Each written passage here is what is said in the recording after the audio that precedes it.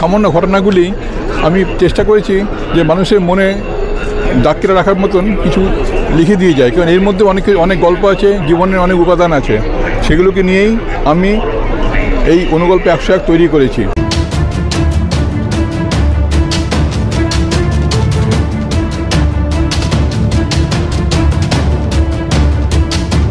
48তম আন্তর্জাতিক কলকাতা পুস্তক মেলার স্টল নম্বর 538 অন্নপূর্ণা প্রকাশনী থেকে সম্প্রতি প্রকাশিত হলো লেখক সত্যব্রত দত্তের অনুগল্প 101।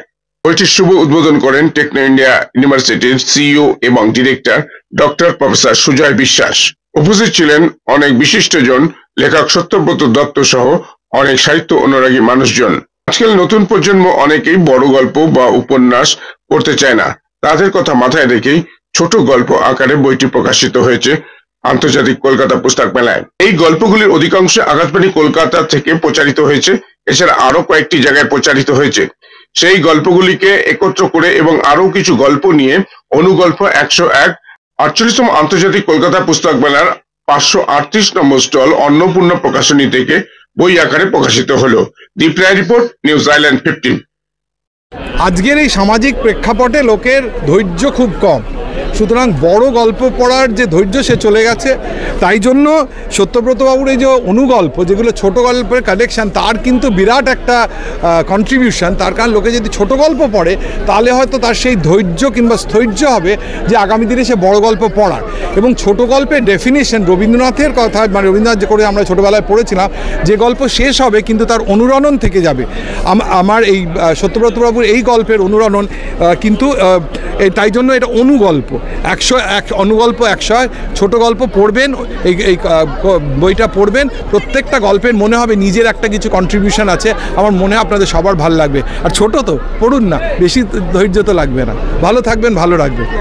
এই যে অনুগল্প 101 যে বইটা আমি করেছি, আমাদের জীবনে আমরা প্রতি মুহূর্তেই ছোট ছোট ঘটনা, ছোট ছোট কাহিনী, ছোট ছোট কথা, এগুলো আমরা সবসময় দেখছি, অভিজ্ঞতা অর্জন করছি, কিন্তু হয় কি আমরা এগুলো ভুলে যাই, এগুলো অকিঞ্চিতকর মনে হয়, ভুলে যাই।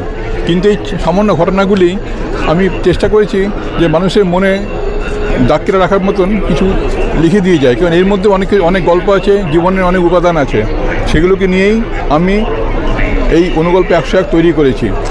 গল্প অনেকগুলি আছে, তার মধ্যে কিছু মানে নির্বাচন করে নিয়ে এই বইটি লেখা হয়েছে। কারণ এখন মানুষের হাতে সময় খুব কম, বড় গল্প বড় উপন্যাস তারা কেউ পড়তে যায় না।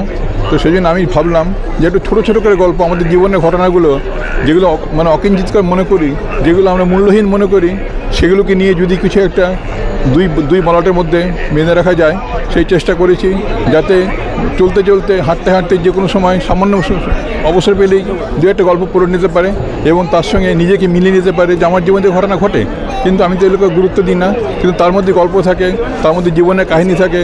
তাই দেখা যায় একটা ছোট গল্প হচ্ছে যে তার মধ্যে আমরা শেষ পাই না, ছোটো গল্পের মধ্যে অনেক চিন্তার উপাদান থাকে।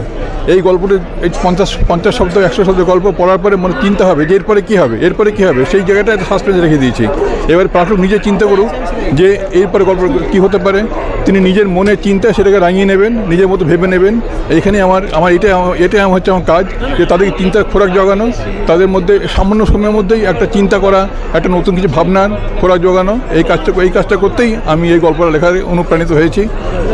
আর এই গল্পগুলো অধিকাংশ ছাপানো মানে প্রচারিত হয়েছে আকাশবাণী কলকাতা, আকাশবাণী অনুগল্প আসর এবং শ্রীরামপুর বেতারবাণীর বিভিন্ন অনুষ্ঠানে এই অধিকাংশ গল্প এগুলো প্রচারিত হয়েছে। আর কয়েকটা ছোটো ছোটো মিনি পত্রিকায় এই গল্প প্রকাশিত হয়েছে।